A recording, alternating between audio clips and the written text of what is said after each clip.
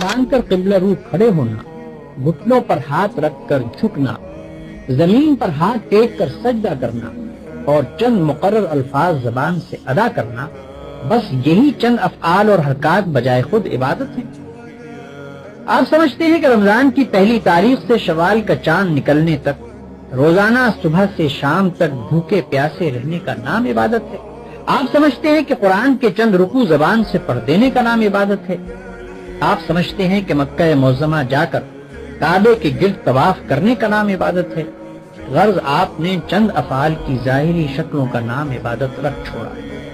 اور جب کوئی شخص ان شکلوں کے ساتھ ان افعال کو ادا کر دیتا ہے تو آپ خیال کرتے ہیں کہ اس نے خدا کی عبادت کر دی اور اس کی تخلیق کا مقصد پورا ہو گیا، اب وہ اپنی زندگی میں آزاد ہے کہ جو چاہے کرے۔ لیکن اصل حقیقت یہ ہے کہ اللہ نے جس عبادت کے لیے آپ کو پیدا کیا ہے